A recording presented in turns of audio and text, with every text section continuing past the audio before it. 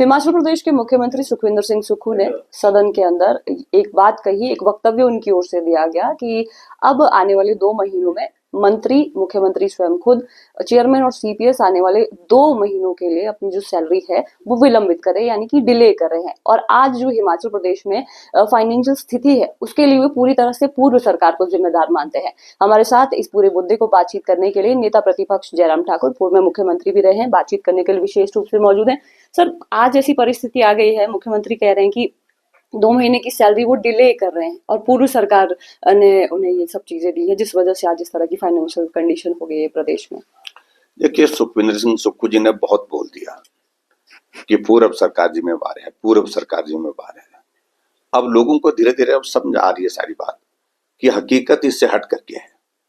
हकीकत ये है कि हिमाचल प्रदेश में भारतीय जनता पार्टी की सरकार 5 वर्ष में 19,600 करोड़ जो है ऋण लेती है, और यहाँ सुक्खू जी की सरकार जो हमें दोष दे रहे हैं, उनकी सरकार भी 20 महीने की हुई, और 20 महीने की सरकार में उनकी सरकार में जो है कांग्रेस ने सरकार प्रदेश को चलाने के लिए 24,176 करोड़ के लगभग उन्हें ऋण ले लिया। आपको अब कंपेयर करें, और 90,000 करोड़ रुपए का ऋण इस वक्त हिमाचल प्रदेश के ऊपर हो गया है। अगर यही रफ्तार रही, मैं इस बात को दावे के साथ कह सकता हूं, दिसंबर के महीने तक हिमाचल प्रदेश 1 लाख करोड़ से भी ज्यादा आगे निकल जाएगा ऋण के मामले में, जो चिंता का विषय हम सब लोगों के लिए है। लेकिन हैरानी की बात हमारे लिए और बन गई है कि अब जो चिंता का भी विषय है कि जो कर्मचारी की जो भविष्य निधि होती है, जो उनने संचित की होती है और अपने कठिन दौर के लिए, बुढ़ापे के लिए, बच्चों की पढ़ाई के लिए, मकान बनाने के लिए, जिसको वो सेव करते हैं, उसमें से भी लगभग 2,800 करोड़ रुपए जो है वो ऋण ले लिया। ये हिमाचल प्रदेश में हुआ नहीं था। आज से पहले शायद एक आधी बार हुआ होगा, लेकिन मुझे याद है कि हमारी सरकार में तो कम से कम हमने कभी भी कर्मचारियों के भविष्य निधि के इसके अगेंस्ट लोन लिया हो, ऐसा कभी नहीं हुआ हिमाचल प्रदेश में, जो कांग्रेस की सरकार ने भी कर दिया। लेकिन उसके बावजूद भी वादे ऐसे कर रहे हैं कि जिससे ऐसा दिखाने की कोशिश कर रहे हैं कि जैसे कि हम बहुत बड़े बड़े कदम उठा रहे हैं। अभी हाल ही में उन्होंने विधानसभा के अंदर एक स्टेटमेंट दिया, और स्टेटमेंट में कहा कि कैबिनेट के मंत्री और सीपीएस 2 महीने तक जो है सैलरी नहीं लेंगे। हमने सोचा कि 2 महीने की छोड़ दी होगी उन्हें, लेकिन बाद में मालूम पड़ा कि छोड़ी नहीं है। 2 महीने के बाद तीसरे महीने 3 महीने की इकट्ठा लेंगे। तो इससे हंसी हो जाती है, हास्यास्पद स्थिति हिमाचल प्रदेश में बन गई है। और मुझे लगता है कि धीरे धीरे सुखविंदर सिंह सुक्खू जी एक माहौल बनाने जा रहे हैं कि पहले अपने से शुरुआत की कि 2 महीने के लिए हम सैलरी डेफर कर रहे हैं, और इसके अलावा आने वाले समय एक स्थिति आने वाली है कि इसी फॉर्मूले को अपनाया जाएगा, कर्मचारियों को भी कहा जाएगा कि 3 महीने की सैलरी जो है हम डेफर करते हैं, यानी कि 3 महीने तक सैलरी नहीं मिलेगी। और यही क्रम आगे बढ़ते बढ़ते जाएगा, 6 महीने तक जाएगा, और एक दौर ऐसा आ जाएगा कि सुक्खू जी को ये कहना पड़ सकता है कि अब हमारे पास सैलरी के लिए पैसे ही नहीं है कर्मचारियों के लिए, और हाथ जोड़ करके उनको माफी मांगनी पड़े कि इसमें भी कोई दो राय नहीं है। ऐसे हालात बनते जा रहे हैं। लेकिन दूसरी तरफ हमको हैरानी होती है एक बात को लेकर के कि जो सीपीएस बनाए हैं, जो अगर आपने कुछ मैयर लेने तो शुरुआत करिए ना। सीपीएस बनाए हैं, कोर्ट में मामला चला, 6 करोड़ के लगभग, मेरी जानकारी के मुताबिक 6 करोड़ के लगभग वकीलों को पैसा दे दिया गया। जो वकीलों की फीस बनती है, वो फीस जो है 6 करोड़ से ज्यादा की बन गई है इनकी, सीपीएस को बचाने के लिए, उनकी कुर्सी बचाने के लिए। अरे, प्रदेश बचाने के लिए आप क्या कर रहे हैं? आप संस्थान बंद कर रहे हैं, आप स्कूलों को डिनोटिफाई कर रहे हैं, हॉस्पिटल डिनोटिफाई कर रहे हैं, जो आउटसोर्स में कर्मचारी लगा हो उसकी सैलरी 6-6 महीने नहीं मिल रही है, एचआरटीसी के कर्मचारियों की सैलरी समय पर नहीं मिल रही है, जो कर्मचारी हितैषी की अगर आप बात कहते थे, उन कर्मचारियों ने आपके खिलाफ जो है वो धरना प्रदर्शन सब कुछ शुरू कर दिया है। वो आजकल सेशन का ये दौर चल रहा है विधानसभा का, उसके बावजूद भी काली पट्टी दे करके अपना रोष जाहिर कर रहे हैं।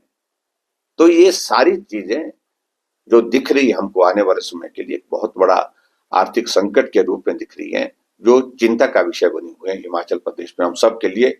और मुख्यमंत्री जी बार बार इसी बात को लेकर के कहते हैं कि पूरब की सरकार हिमाचल प्रदेश में भारतीय जनता पार्टी की 5 वर्ष सरकार रही, हमने कर्ज लेने की लिमिट को कभी टच नहीं किया और यहाँ तो उनने एक्सीड कर दिया। 3 बार तो उनने उसकी लिमिट बढ़ा दी है और लिमिट बढ़ाने के बाद अभी भी कर्ज लेने की स्थिति जो है वो रुकती नहीं दिख रही है, लगातार रुक रही है। और हम अगर कर्ज लेते थे, सड़कें बनती थी, पुल बनते थे, विकास के कार्य होते थे, कॉलेज के भवन बनते थे, यूनिवर्सिटी के लिए पैसा दिया जाता था।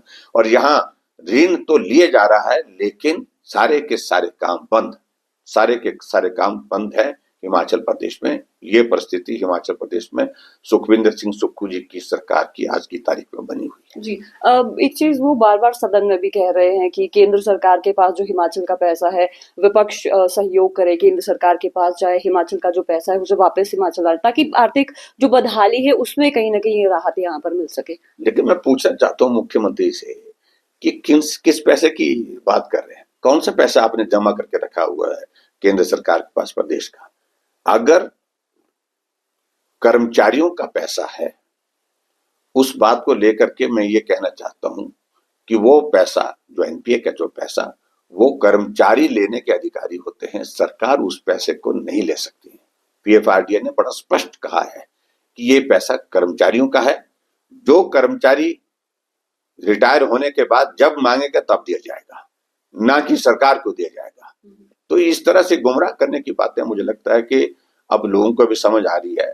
झूठ बोलते बोलते सरकार बना दी, लेकिन झूठ बोलते बोलते सरकार लंबे समय तक नहीं चलाई जा सकती है। जी, लेकिन मुख्यमंत्री तो कहते हैं कि ये एक एग्जाम्पल के रूप में सेट किया है उन्होंने कि हिमाचल प्रदेश में देखिए फाइनेंशियल जो क्राइसिस, इस तरह से सिचुएशन जो बनी हुई है उसके बीच में इस तरह का फैसला प्रदेश सरकार से कि सैलरी नहीं ले रहे हैं।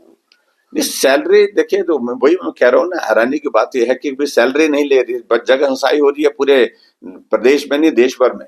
कि ऐसा कौन सा फॉर्मूला कि भाई 2 महीने की सैलरी हमने डेफर कर दी और तीसरे महीने हम सैलरी जो है वो 2 महीने की भी लेंगे और तीसरे महीने की भी, यानी कि 3 महीने की इकट्ठा लेंगे। तो इससे कौन सा प्रदेश को लाभ होने वाला है?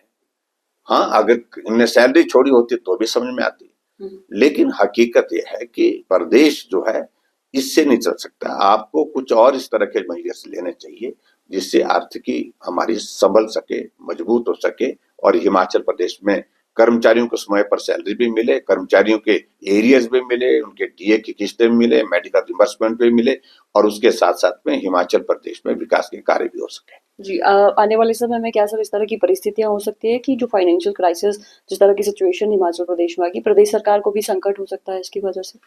देखिए, कांग्रेस ने पूरे देश को तबाह करने की कोशिश की है और काफी हद तक तबाह किया, हमने नुकसान किया है, मैं कह सकता हूँ। और अब भी जो राहुल गांधी जी का जो मॉडल है फ्री बीज के साथ साथ में ये पर्टिकुलरली जो ये गारंटीज का जिसका वो जिक्र करते हैं, खटाखट आपने देख ली ना, हिमाचल प्रदेश में हो ही रही है खटाखट। और जो गारंटियां दी थी उन गारंटी को मैंने पहले ही कहा था कि 10 जन्म लगेंगे पूरा करने के लिए। अब मुख्यमंत्री खुद ही बोल रहे हैं कि माफ करिए कि भाई ये नहीं हो सकता है। ये 300 यूनिट बिजली का फ्री देने का वादा किया था, 125 हम देते थे पहले भारतीय जनता पार्टी की सरकार के समय से, वो भी बंद कर दी। और भी उसके बाद महिलाओं का बसों का किराया वो भी बंद करने के लिए कदम उठा दिए गए हैं। बिजली के साथ साथ में पानी के बिल का भी कई गुना ज्यादा 10 रुपए एक नलके पर लिया जाता था और वो जाकर के 100 रुपए कर दिया गया। नल का चले चाहे ना चले, टूटी में पानी हो चाहे ना हो, लेकिन 100 रुपए कम से कम आपको देना पड़ेगा जितना भी नलके आपके घर में लगे हैं। तो इस तरह के हालात उनने पैदा किए हैं। ये कोई अच्छा बड़ा मॉडल नहीं है, लेकिन हिमाचल प्रदेश में हम इस बात को महसूस कर रहे हैं कि आर्थिक संकट हम सब के लिए चिंता का विषय बना है और वर्तमान सरकार इसको जिस तरह से गंभीरता से नहीं ले रही है, हल्के में ले रही है और ऐसे कदम उठा रही है जिससे जग हंसाई हो रही है। जिन राज्यों में चुनाव है वहां पर इस फैसले का असर देखने को मिल सकता है? निश्चित रूप से। अब आपको बताऊं कि जिन राज्यों में चुनाव है वहां वो हमसे जानकारियां हासिल कर रहे हैं कि हिमाचल प्रदेश में उनकी गारंटियों का क्या हुआ। हमने कहा खटाखट हो करके सारा साफ हो गया काम। और यही स्थिति कर्नाटक में है, यही तेलंगाना में स्थिति है। और इसके बाद मुझे नहीं लगता है कि कोई लोग कांग्रेस की इन खटाखट योजनाओं पर जो बातों पर भरोसा करेगा। जी सर, कोई सुझाव आप देना चाहेंगे मुख्यमंत्री को कि अभी जो परिस्थितियां बनी है, आर्थिक परिस्थितियां, उसको लेकर क्योंकि लोग प्रभावित हो रहे हैं, कर्मचारियों की बात की जाए या फिर हर एक वर्ग, क्या इस दौरान सरकार को किया जाना चाहिए ताकि इसमें थोड़ा सा बेहतर हो सके परिस्थिति? नहीं, देखिए, मैं एक तो मुख्यमंत्री जी का बहुत ज्यादा स्वभाव नहीं है चीजों को चर्चा करने का। उनको लगता है कि सारा उनके पास ही जानकारी है, उन्हें ही आता है, और जब तक ये हालात बनेंगे तब तक के लिए वो स्थिति रहेगी भी कि नहीं रहेगी मिल करके बात करने की, मुझे मालूम नहीं। लेकिन मैं इतना जरूर कहना चाहता हूं कि हम सब चिंतित हैं जिस प्रकार से कांग्रेस की सरकार में हिमाचल प्रदेश दिवालियापन की ओर बढ़ता जा रहा है। बहुत बहुत शुक्रिया सर बातचीत के लिए। Thank you. तो ये थे नेता प्रतिपक्ष जयराम ठाकुर, जिन्होंने तमाम मुद्दों को लेकर हमसे बातचीत की। एक तो जो मुख्यमंत्री की ओर से ये चीज का ये वक्तव्य दिया गया है पूरे देश भर में जहां पर किरकिरी हो रही है, इसके साथ साथ आने वाले समय में जिन राज्यों में चुनाव होने वाले हैं वहां पर भी कहीं ना कहीं इसको लेकर नुकसान देखने को मिल सकता है। शिमला से डेली पोस्ट पंजाब हरियाणा हिमाचल के लिए रेशमा कश्यप की रिपोर्ट।